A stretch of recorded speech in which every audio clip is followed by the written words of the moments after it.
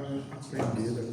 Graças a Deus, estamos aqui basicamente a última parte para conhecermos a Reforma Protestante, para conhecermos o Reformador.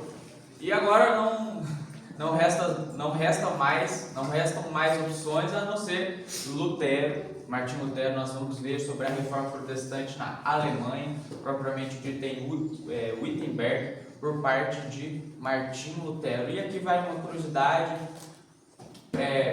qual procedimento, qual processo que faz aniversário este mês? O aniversário da Reforma Protestante? Esse é o mês do aniversário da Reforma Protestante. Dia 31 de outubro é o dia do aniversário da Reforma Protestante. Esse ano a Reforma Protestante completa 508 anos. Então, deu-se início na Reforma Protestante lá em 1517, no dia 31 de outubro. Foi o marco inicial da Reforma Protestante. Pode passar, Kevin.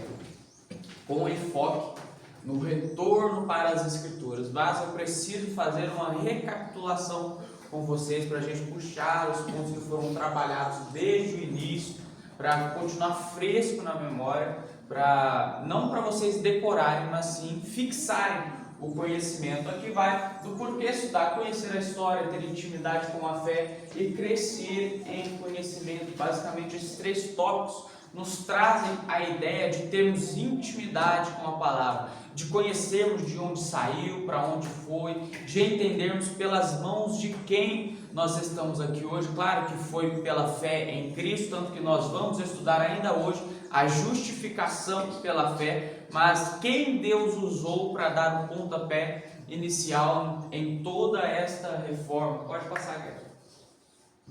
Até aqui nós estudamos todo o âmago da Reforma Protestante. Por que eu quis deixar a Reforma Protestante em Wittenberg, na Alemanha, por parte de Martinho Lutero, por último? Justamente porque é o mais conhecido. A Reforma Protestante não foi localizada somente na Alemanha. Nós aprendemos a Reforma Protestante também. Ela ocorreu na Suíça, em Zurique, com Zwingli.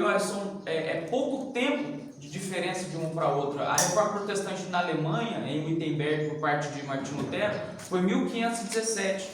Já na Suíça, em 1523, já teve a Reforma Protestante na Suíça, com Zwingli. Nós vimos ainda com John Knox e também com João Calvino em Genebra. Então nós vemos que a Reforma Protestante ela tomou uma proporção gigantesca, tomou uma proporção muito grande. É como o fogo que vai incendiando, que vai, enquanto encontrar um mato seco, vai pegando fogo. Foi exatamente isso que aconteceu na Reforma Protestante. Mas eu quero trazer novamente ao nosso conhecimento para fixar os motivos que levaram à Reforma Protestante. Nós vimos já que Calvino ele quis romper de verdade com Roma, tanto que ele estipulou a confissão, ele estipulou as institutas da religião cristã. E nós aprendemos também que nós vamos aprender que Lutero, ele a princípio, ele não queria romper diretamente, ele queria que voltasse para as Escrituras, ele queria que retornasse à prática a Escritura e esquecesse todos os mandamentos humanos, e esquecesse todas as regalias que o clero, que é por parte da igreja, tinha. Mas Calvino não, Calvino ele rompeu realmente com Roma, ele não queria mais saber de catolicismo, não queria mais saber de papado, ele queria estipular e instituir uma nova religião, que no caso é a protestante, tornar esta religião a parte do catolicismo, tornar assim protestante. Mas aqui nós vemos que basicamente eram três coisas que aconteciam com a Igreja Católica. A Igreja Católica ela era responsável pela corrupção do clero, responsável pelo nepotismo e ainda as indulgências. Como nós já vimos isso, eu vou deixar vocês responderem. O que acontecia com a corrupção do clero? Quem era o clero? Os da nobreza. O clero é a parte...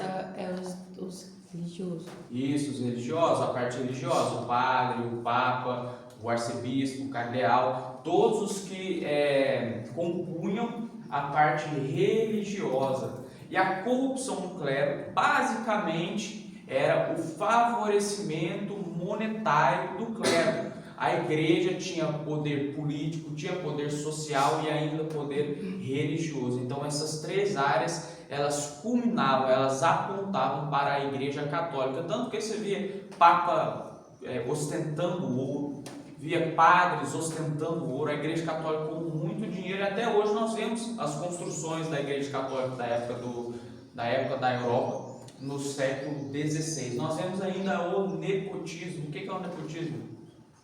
Que passa de pai para filho.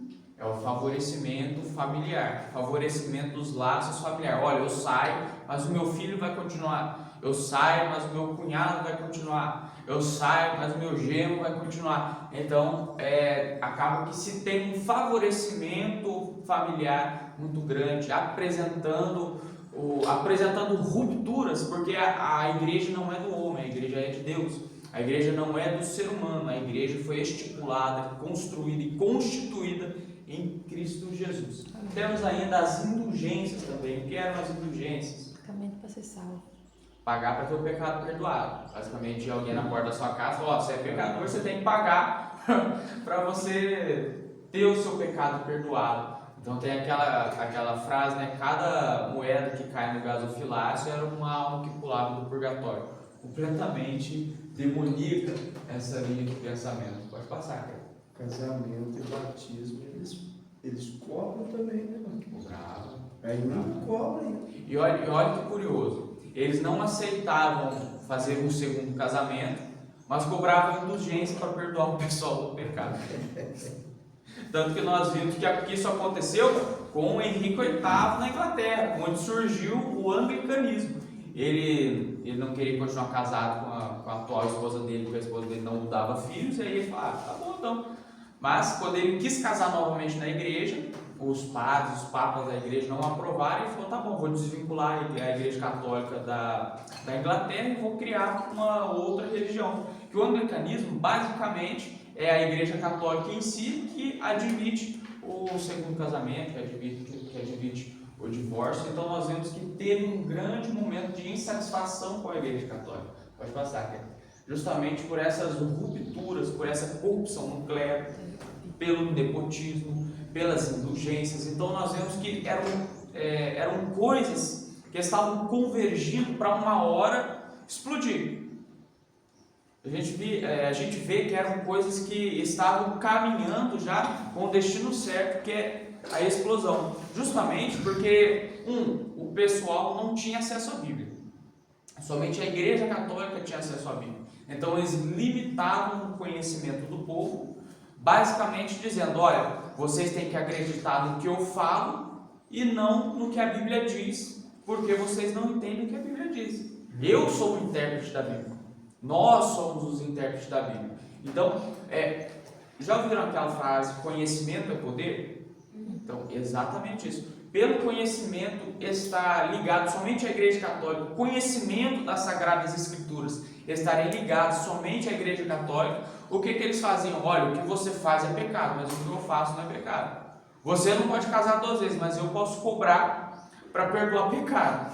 Sendo que não é nem como que um ser humano falho e pecador vai perdoar o pecado de outro ser humano falho e pecador. Então era isso que a Igreja Católica fazia, por justamente ter o acesso à igreja, por justamente ter o acesso à Bíblia, justamente ter esse acesso limitado e segregado somente à Igreja Católica, e as demais pessoas elas aprendiam com o que ouviam, não aprendiam com o que liam. Pode passar, Pedro. Tem uma ideologia também que eles falavam que o povo ficava louco se eles lessem a Bíblia.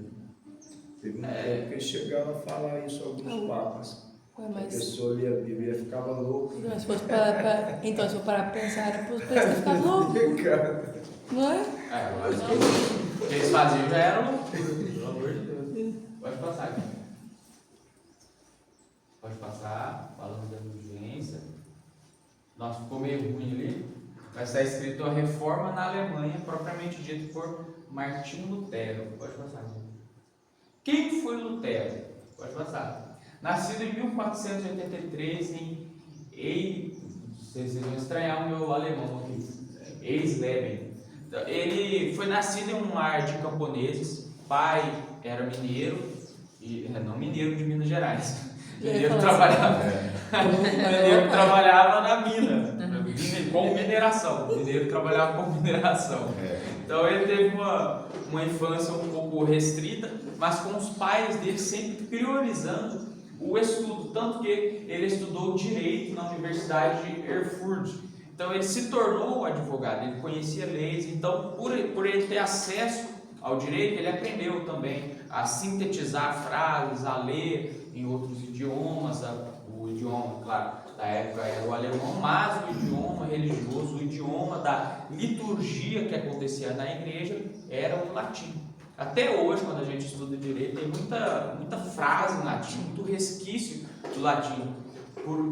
Pelo latim mesmo, ser uma língua materna de muitas outras línguas, ser a origem de muitas outras línguas. Claro, até o latim ele foi propagado pelo Império Romano, como nós conhecemos, Roma, foi um dos maiores impérios que já existiu aqui na Terra, então sua propagação foi por parte de Roma por falar latim. E Lutero, por ter um contato maior com o estudo, já ser envolto em estudos, ele já conseguia sintetizar muito bem que se alguém falou uma coisa, eu vou pesquisar primeiro para depois saber se o que essa pessoa está falando é verdade. E olha que curioso, parece que a história se repete. Nos dias de hoje, o ser humano, digo mais, o brasileiro mesmo, ele tem se movido mais pelo que ele tem ouvido falar do que o que ele tem estudado. Estudado é o mínimo, que ouviu falar é o máximo. Nem vai procurar saber se o que ele ouviu falar é verdade. Então, isso acontecia na época com a Igreja Católica. A Igreja Católica manipulava a sociedade justamente pela sociedade não ler, mas ouvir muito mais do que ler. Pode passar.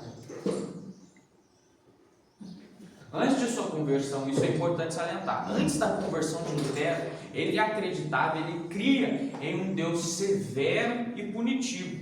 Ele cria em um Deus que exigia a perfeição do ser humano. Se o ser humano não fosse perfeito, completamente perfeito, esse Deus seria severo e punitivo. Como assim? Severo em exigir a perfeição, e se não atingisse a perfeição, esse Deus puniria. Então, o maior medo das pessoas naquela época era ir para o inferno. Mas a Bíblia, quando você para ler a Bíblia ela vai nos ensinar que dura coisa é cair nas mãos do Deus vivo.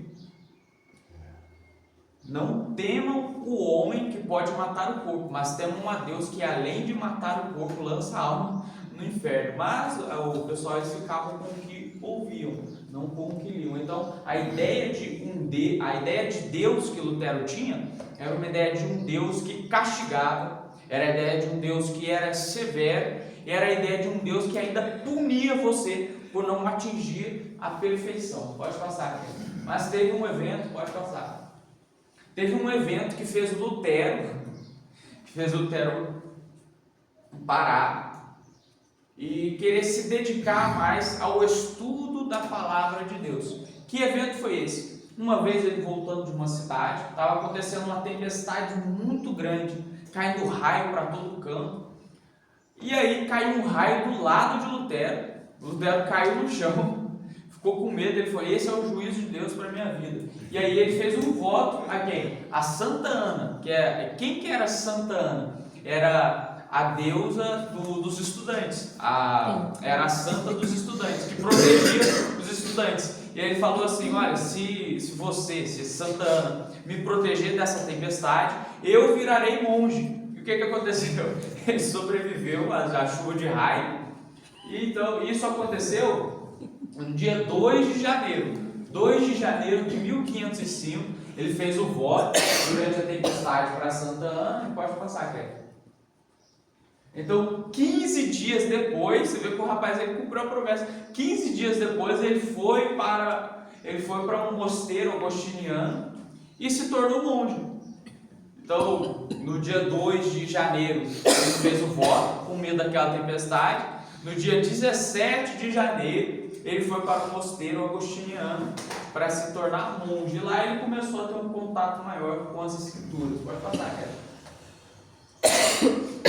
Tem um nome ali? Johann Von. Eu não dá para ler o resto do nome, mas você consegue ler o resto do nome? Não tem problema não. Johann Von. Quem que é esse Johann Von? Ele sabe que até hoje é prática na Igreja Católica se confessar. Então, como o Lutero ele tinha um cargo dentro do mosteiro, ele tinha que se confessar para alguém. E esse Johann Von era o responsável por ouvir as confissões de Lutero. E Lutero, como nós já vimos, ele tinha uma imagem de um Deus severo e punitivo. Então ele achava que ele tinha que ser perfeito à risca. E ninguém é perfeito, ninguém consegue ser perfeito. Então, por conta disso, em decorrência disso, Lutero ele sempre se flagelava. Todo santo dia Lutero se flagelava. Você sabe o que é se flagelar? Se machucar. É pegar tipo um chicote e ficar batendo nas costas. É isso que Lutero ficava fazendo todo santo dia, por entender que ele não era perfeito. E o que ele fazia era a punição de Deus por ele não ser perfeito. Então esse Johann Von, ele falou para Lutero: olha, Lutero, começa a examinar mais as escrituras, vai estudar teologia. Você estudando teologia, você vai ter uma intimidade maior com a Bíblia, você vai ver que não é assim. Pode passar, Guilherme. Deu uma dica legal para ele. E aí Lutero, em 1508, é enviado a Wittenberg com o intuito de ele estudar teologia, na verdade dele ensinar teologia e ensinar filosofia. Então Lutero foi para dar aula, mas mal sabia ele que a aula que ele estava dando era um ensinamento para ele mesmo. Então ele começou a ter mais acesso à escritura, começou a estudar mais as escrituras, até que ele se deparou com textos, pode passar, Kelly, com textos como Romanos capítulo 1, versículo 17. Quem quiser procurar aí e ler, tá. Não, mas não é esse texto não. Então, a partir de agora, a gente vai começar a entender a justificação pela fé. São textos que nos mostram a justificação pela fé. Romanos capítulo 1, versículo 17. Quem achar, pode ficar à vontade para ler. Porque nele se descobre a justiça de Deus de fé em fé, como está escrito: mas o justo viverá da fé. Exatamente. Quando Lutero ele se deparou com esse texto, Lutero ele pensou: nossa, então eu não preciso mais me flagelar, eu não preciso mais me machucar. Então teve uma outra visão de Deus. Um Deus que antes era um Deus punitivo e severo, torna um Deus que nos justifica através da fé nele.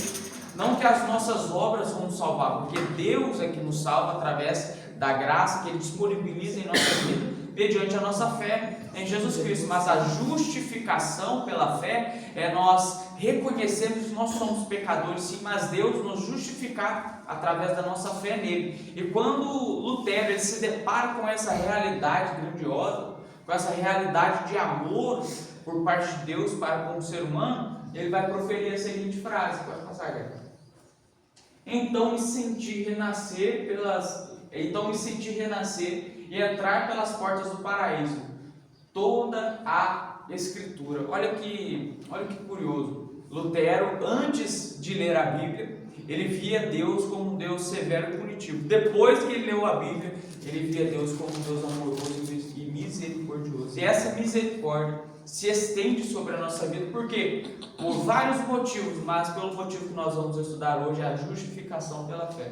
E quando Lutero compreendeu a justificação pela fé, ele deixou de ter uma visão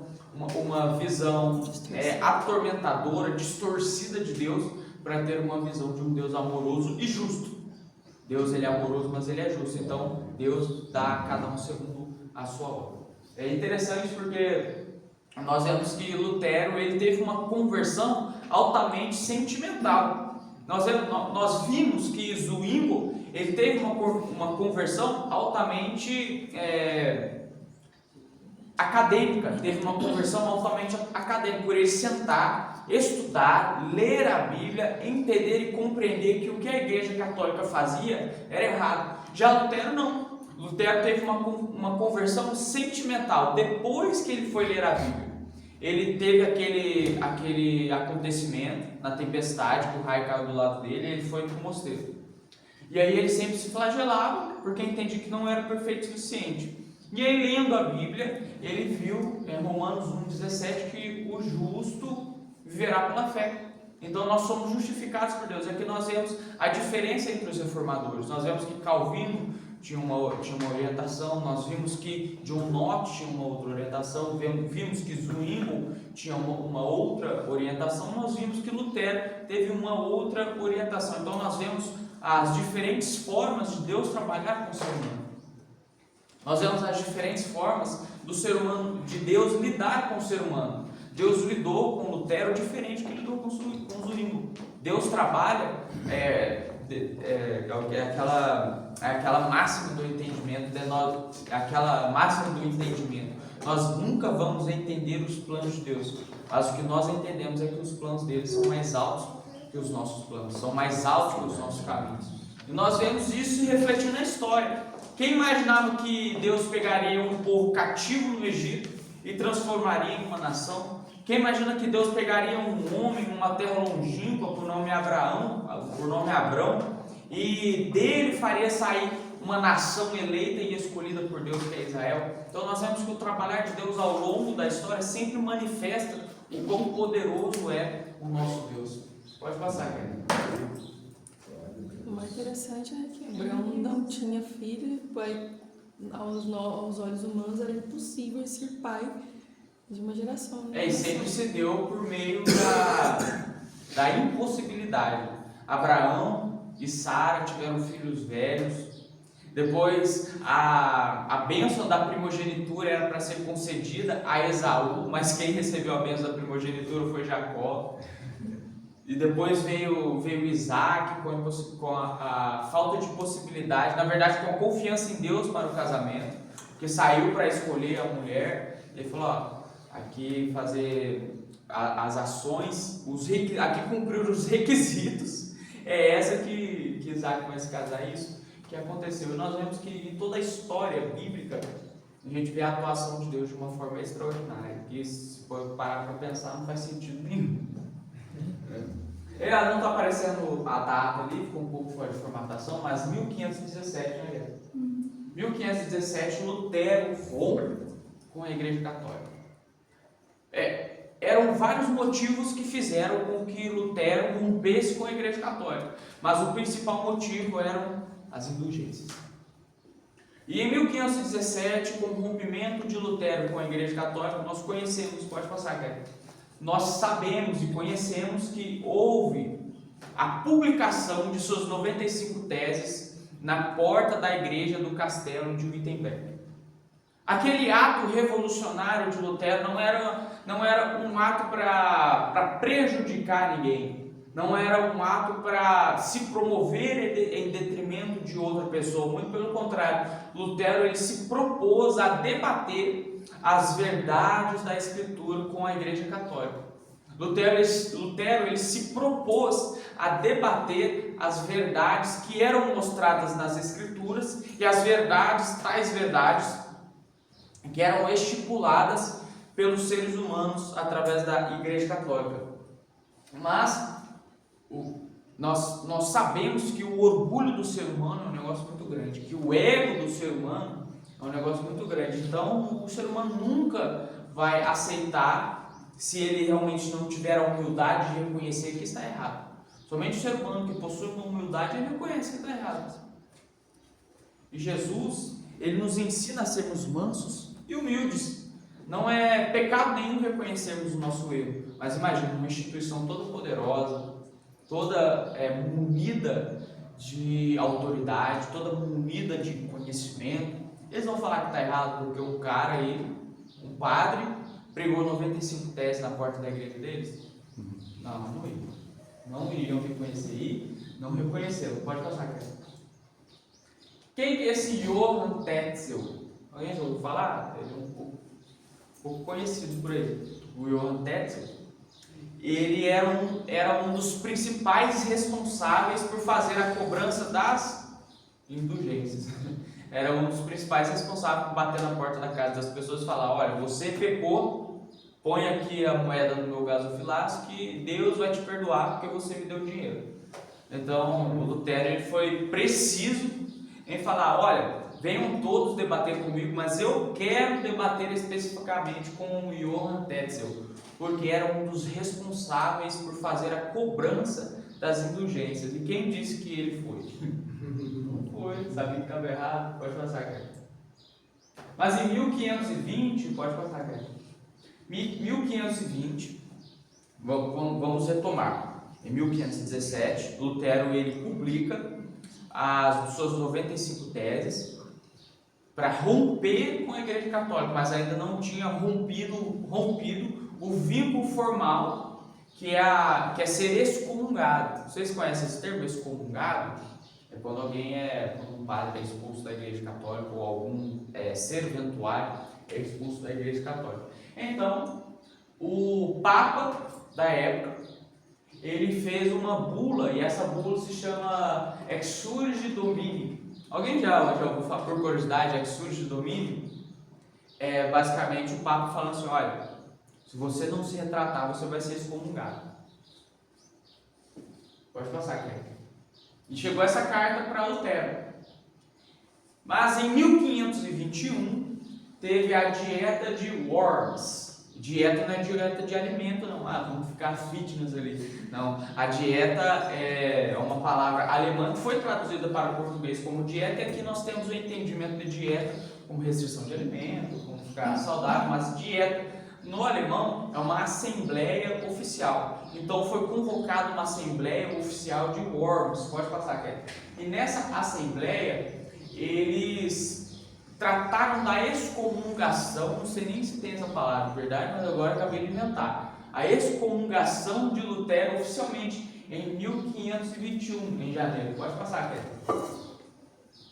E convocaram Lutero para revogar tudo que ele tinha escrito, tudo que ele tinha dito, tudo que ele tinha proposto, tudo que ele tinha estipulado. Aquelas 95 teses, eles chamaram Lutero e falaram, ó Lutero, você tem que se retratar, você tem que revogar tudo o que você pregou, todas as suas 95 teses que você pregou na porta da igreja. E a partir de hoje, você se torna um excomungado, você não faz mais parte da relação católica e ainda é declarado fora da lei. E ser declarado fora da lei naquela época tinha uma grande implicação, sabe por quê? Porque qualquer um podia te matar sem sofrer punição nenhuma. Então, se você foi declarado fora da lei... Essa lei voltasse aqui no Brasil, não tem. É uma coisa de louco. Misericórdia. Mas lógico, tinha toda uma formalização, todos ficavam sabendo por conta de ser um documento oficial por parte do Império. Então, salvo o melhor juízo, o imperador naquela época era o imperador Carlos V.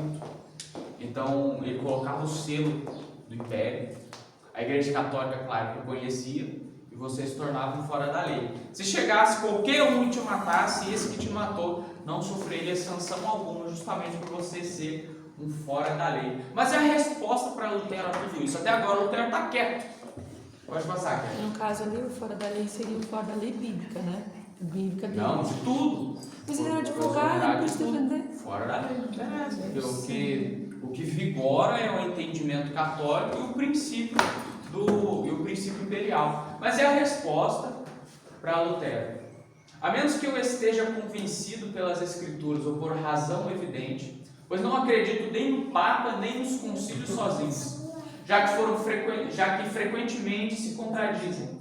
Minha consciência está cativa à palavra de Deus.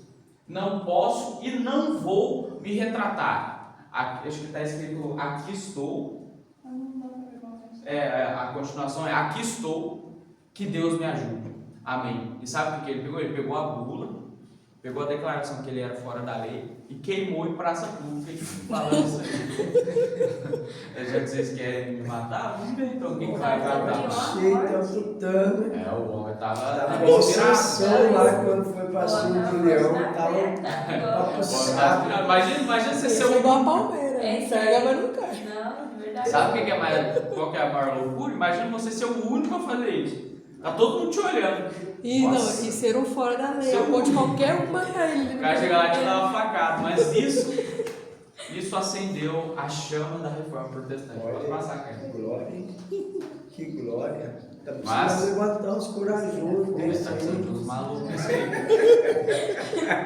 Os malucos. Eu tô lembrando o legado que esse cara Eita fez. glória. Verdade, esse cara queimaram aqui ó, na passada da Mas como a vida não é um morango, a vida não é um morango, Lutero não era bobo também, ele fez isso como um ato de coragem e revolta, mas ele sabia que se ele ficasse lá ele ia morrer. Então ele se refugiou em Wartburg, no castelo de Wartburg. Então é interessante essa história do refúgio de Lutero. Nós estudamos um outro refúgio também, que foi o refúgio de John Knox.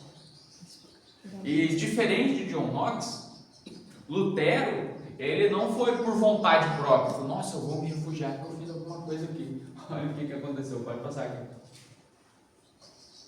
Um príncipe chamado Frederico Sábio, que admirava Lutero, ele falou, Lutero, você não pode ficar aqui não, o pessoal vai te matar.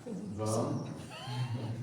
O nome do cara, ele sabe. Vamos, que eu vou te levar para o castelo de Wartburg e lá você vai ficar recluso e você vai ter um outro nome. Lutero estava vivendo sob o nome de Cavaleiro Jorge. Então, Wartburg, todo mundo que queria, nossa, cadê Lutero? Cavaleiro Jorge. Cavaleiro Jorge era o nome de Lutero, era o nome escondido, era o nome oculto de Lutero. Pode passar, cara. Não creio.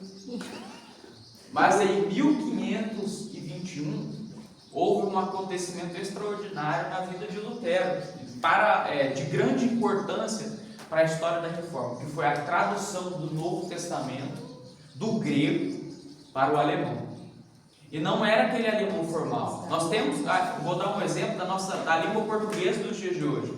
A língua portuguesa que a gente fala hoje não é a língua portuguesa formal, rebuscada, aquela língua portuguesa jurídica, usando beneplácito, usando deblaterar. A gente não fala nada disso. O português cotidiano, o português de uso comum, é esse português que todos entendem, que todos têm acesso. Então, foi um diferencial que Lutero utilizou também. Lutero ele pegou o Novo Testamento em grego, no original, e traduziu para o alemão. Mas qual alemão? O alemão rebuscado?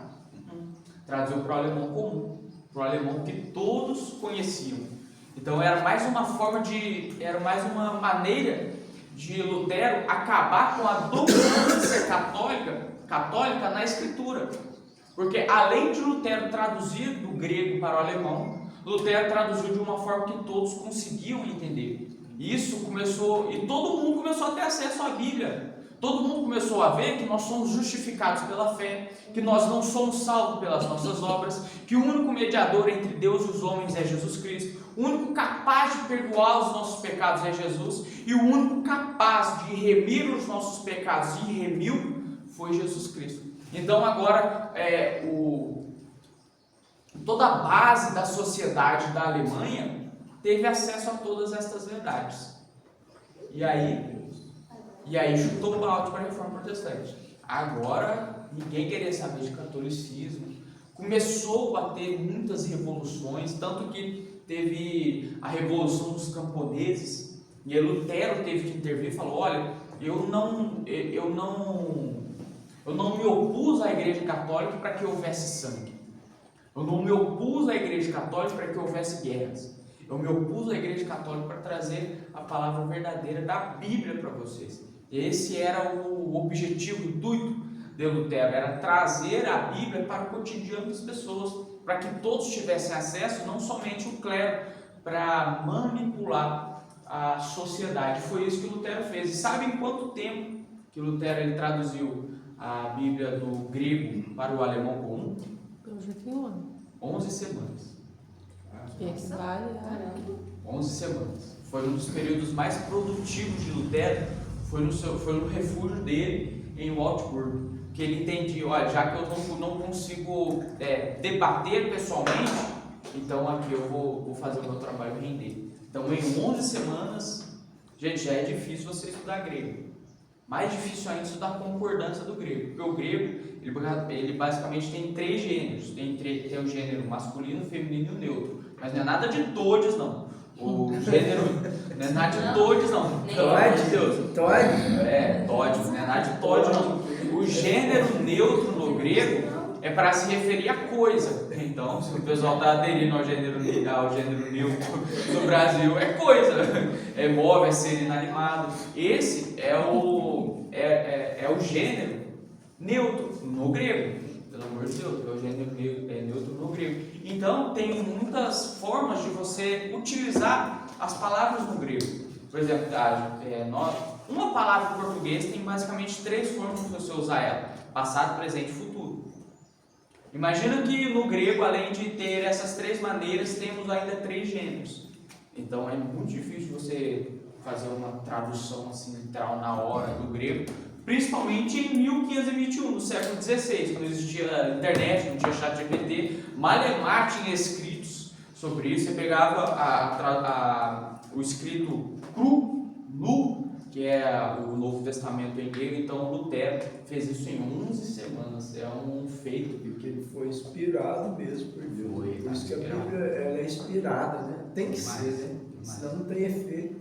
Mas a tradução que mais demorou para Lutero fazer, Lutero precisou da ajuda de outros, foi a tradução do Antigo Testamento, que está escrito em hebraico e algumas partes em aramaico.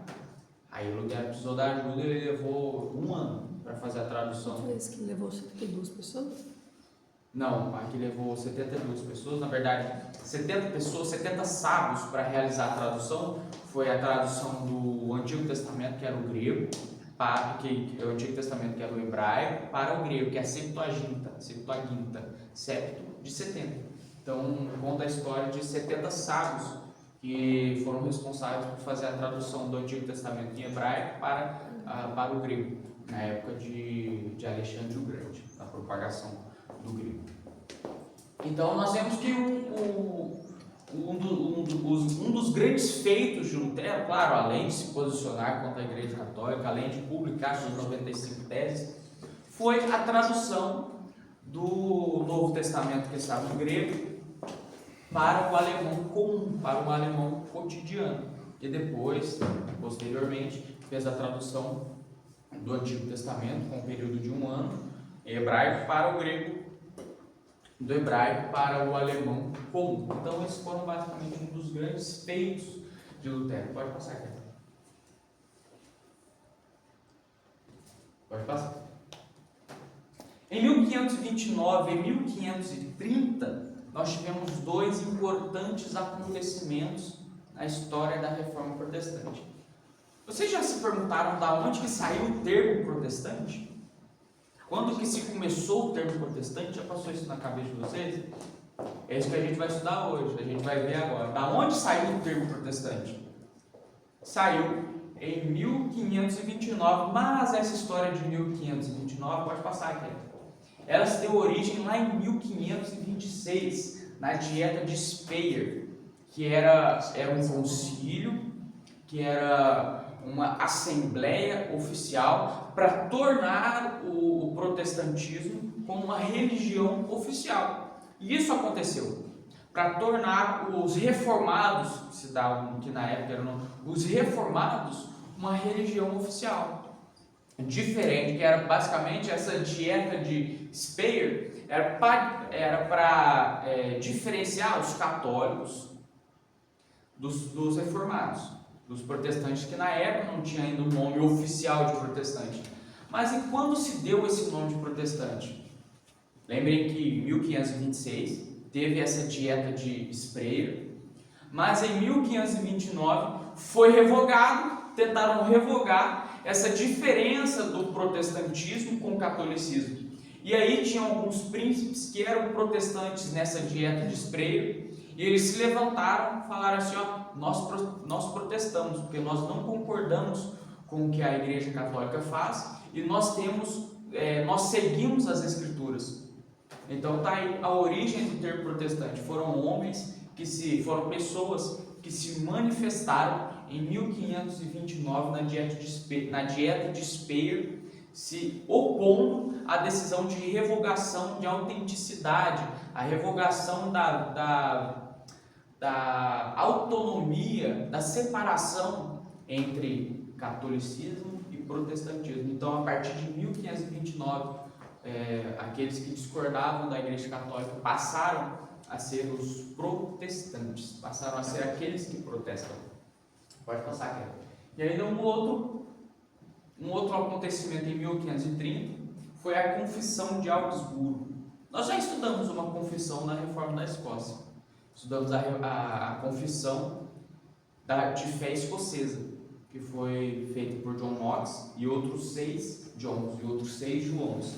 Aqui nós temos a confissão de Augsburgo, que basicamente, pode passar, Pedro, eu trouxe uma tabelinha que mostra a diferença, olha, isso aí até ficou bom, que mostra a diferença entre a confissão de Augsburgo e a confissão de fé escocesa. Tá pequeno para vocês lerem, mas eu vou lendo aqui em voz alta. Vou falar da confissão de Augsburgo, de 1530. Foi a reforma alemã, liderada por Lutero e seus seguidores. Já a confissão de fé escocesa, que foi elaborada em 1530, ela foi liderada por 1560, obrigado, por 1560, ela foi liderada por John Knox, com influência de Calvino. Temos uma outra diferença ainda: o responsável por elaborar, por escrever a confissão de Augsburgo em 1530 foi Felipe, esse nome aí, Felipe Melanchthon, com o apoio de Lutero. Por que o Felipe foi o responsável por transcrever? Porque Lutero estava isolado ainda. Lutero ele não estava em Wittenberg. Já a confissão de fé escocesa foi elaborada por John Knox e outros 5 ministros, ou seja, os 6 Joões, com sua base e influência da teologia de Genebra. E a reforma de Augsburgo, ela nos é apresentada ao imperador Carlos V na Dieta de Augsburgo, em 25 de junho de 1530, tornando a base do protestantismo, tendo o protestantismo uma base legal e uma base de confissão.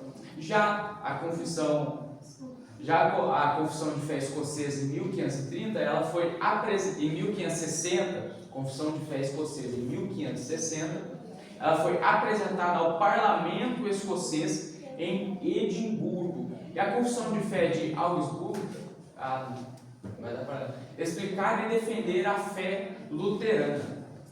Era conhecido como fé luterana justamente por ter Martinho Lutero como principal expoente da reforma protestante. E agora a confissão de fé escocesa em 1560, ela definia e institucionalizava a fé reformada na Escócia. Pode passar, Kétia. Está dando para ler direito? Consegue ler daí? Só uma parte. Luterano, justificação pela fé, autoridade das escrituras, 2 sacramentos. Calvinista, soberania de Deus, predestinação, escritura como regra suprema, disciplina eclesiástica. E por último, do Confissão de Augsburgo, mais conciliador, buscando um diálogo com Roma.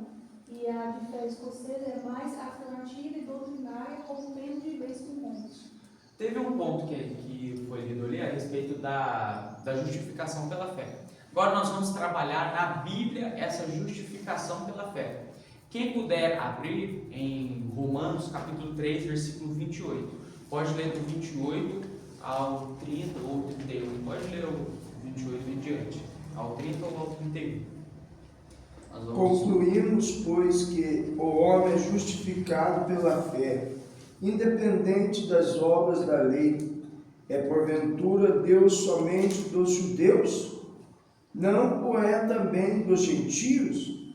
Sim, também dos gentios, visto que Deus é um só, o qual justificará por fé o circunciso e mediante a fé o incircunciso. Anulamos, pois, a lei pela fé, não de maneira nenhuma, antes confirmamos a lei. Antes confirmamos a lei. É o que Jesus disse em Mateus capítulo 5, versículo 17. Eu não vim para descumprir a lei, eu vim para que a lei fosse cumprida. Então nós cumprimos a lei em Cristo. nos tornando justificados em Cristo. Tem ainda Romanos capítulo 5, versículo 1, quem achar pode ler. Romanos capítulo 5, versículo 1. Tendo sido, pois, justificado pela fé, temos paz com Deus, pois nosso Senhor Jesus Cristo. Pode ler o próximo. Pela lei, mas morto o marido, está livre da lei do marido. Livre da lei do maligno. Aqui está marido. Ah, tá. Tá certo. Então nós temos ainda Romanos capítulo 4, vamos examinar um pouco Romanos capítulo 4, versículo 20. Quem achar pode ler. Romanos capítulo 4. Não duvidou por incredulidade da promessa de Deus, mas pela fé se fortaleceu, dando glória a Deus. Pode ler o 21. Estando plenamente convicto de que Ele era poderoso para cumprir o que prometera, Versículo 25 agora. o qual foi entregue por causa das nossas transgressões e ressuscitou por causa da nossa justificação. Ô Milena, aquela hora você leu Romanos capítulo 5, versículo 1. Aí você falou para mim em seguinte. Sendo, pois, justificados pela fé, temos paz com Deus por meio do nosso Senhor Jesus Cristo, mediante quem obtivemos acesso pela fé, e esta graça na qual estamos firmes e nos gloriamos na esperança da glória de Deus. Esse versículo 2. Não foi, pulou página, não vi. Não percebi. Leu 7, né? Não aprender.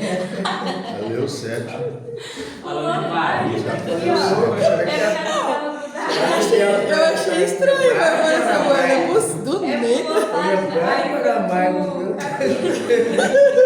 Foi no capítulo 6. Versículo de casamento daqui a pouco.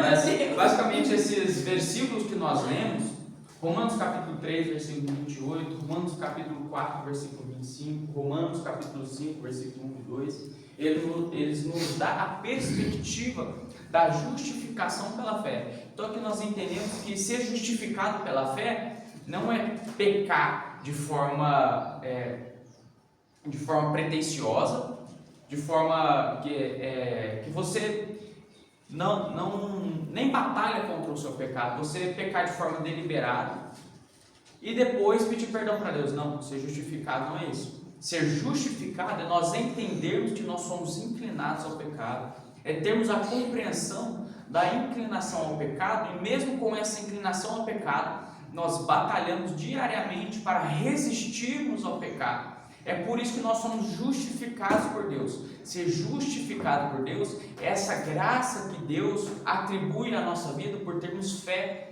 em Jesus Cristo. Então é isso que libertou Lutero daquele fardo de ver Deus como um Deus que pune qualquer atitude que você tem, de ver Deus como alguém punitivo e severo. Foi esta compreensão que libertou Lutero, que trouxe Lutero à luz das Escrituras. Por isso é importante nós estudarmos a Escritura, não sob uma ótica sob uma ótica enviesada. Nossa, eu vou ler a Bíblia aqui porque eu quero um versículo que vai me agradar. É você ler a Bíblia para você entender o que Deus tem a tratar conosco, porque a Bíblia nos diz em 2 Timóteo capítulo 3, versículo 16, que toda a Escritura ela é digna de aceitação. Serve para repreensão, serve para ensinamento, serve para exortação. Então, através das Escrituras que nós vamos tirar as nossas bases. Vejamos que a Reforma Protestante, ela teve sua base pautada na Escritura, pelo estudo da Escritura, e que a nossa vida seja baseada nas Escrituras também, tendo por base a palavra de Deus. E aí nós vamos buscar outros comentários. Por exemplo, vamos começar a estudar a Bíblia. Maravilha, mas a Bíblia, vamos começar a estudar a palavra de Deus, estudar versículo por versículo, estudar frase por frase, preâmbulo, vamos sim, mas vamos ter por base a Bíblia. Depois nós vamos procurar outros entendimentos. Se teve alguma coisa que nós não entendemos, vamos procurar um comentário bíblico, alguém que tem uma experiência maior para nos esclarecer o que está escrito na Bíblia, mas nunca cometamos o erro que é comum que as pessoas cometam, nunca cometamos o erro que a Igreja Católica cometeu no século XVI, que é renegar as verdades bíblicas e impor o que eu acho na Bíblia. Isso é completamente errado, isso é completamente maligno, porque a Bíblia é a única fonte de autoridade. Vocês lembram das 5 solas que nós estudamos? Sola Escritura, ou seja, sola Escritura, sola Gratia, sola Fide, solus Christus. Todas essas 4 solas que eu falei agora é voltado para a Bíblia, e tem ainda outra sola, soli glória Dio, ou seja, somente glória a Deus. Então nós vemos que essas são as 5 solas, e as 5 solas estão pautadas na Bíblia. As 5 solas, elas têm por base a Bíblia, que é o que? Glória somente a Deus, é somente a fé que nós devemos ter em Cristo, somente Jesus Cristo é o mediador entre os homens e Deus. Nós temos que somente a Escritura, ela é capaz, somente a Escritura, ela é plena em autoridade para nos ensinar, e somente a fé, foi a fé, né? Sola glória Dio, sola fide, sola gratia, e somente a graça de Deus é abundante em nossa vida. Pode passar, Kézia. Pode passar. Mas em 1546, Lutero ele vai escrever uma frase que foi a última frase escrita por Lutero, propriamente dito, que é: somos todos mendigos. Isso é verdade. Chutou o barco. Mas mendigos por quê? Somos completamente necessitados da graça de Deus. É nesse sentido que ele quis transpor ao leitor, que nós somos completamente necessitados de Deus, que sem Deus nós nada conseguimos fazer. Tem um livro de Lutero que se chama O Escravo.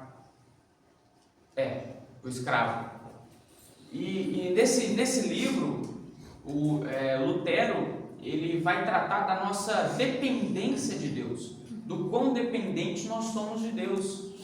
Então, quando nós entendemos que essa é a grande verdade da vida do cristão, na verdade da vida do ser humano, o ser humano sem Deus não é nada. Nós somos completamente dependentes de Deus. Então, Lutero ele sintetizou isso nessa frase: somos todos mendigos. Isso é verdade. Pode passar aqui. Lutero foi sepultado na igreja do castelo de Wittenberg, embaixo do púlpito que ele sempre pregava. Ele foi morto ainda como o Cavaleiro Jorge? Não, ele voltou para Wittenberg. Pode passar aqui. Em 1546, Lutero faleceu aos 62 anos de idade. Que morreu mais velho até hoje de todos, né? Que você falou. Teve um que morreu com 58, outro que morreu com 60. John Knox foi o mais antigo, morreu com 64. John Knox. Então, mas eles faleciam novos naquela época pela falta de acesso à medicina, alguns remédios que tem hoje que não tinham na época. Mas basicamente nós fechamos hoje nós encerramos o ciclo da Reforma Protestante. Então, o próximo seminário nós vamos estudar a Contra-Reforma. Fechamos o ciclo da Reforma Protestante. No próximo seminário vamos conhecer a Contra-Reforma, que foi a resposta da Igreja Católica à Reforma Protestante. Meu Deus do céu! Eu queria perder a vida de rei. E quem entregou ele foi o pessoal Os protestantes, os luteranos. E ele ficou, desde quando ele foi para aquele outro refúgio dele lá, ele ficou o tempo todo, vamos dizer assim, lutando pela vida, ninguém tentou mais matar ele. Não, porque ele Como Cavaleiro Jorge? depois que Morreu natural. mas aí depois ele voltou para o Wittenberg. O mentor dele para o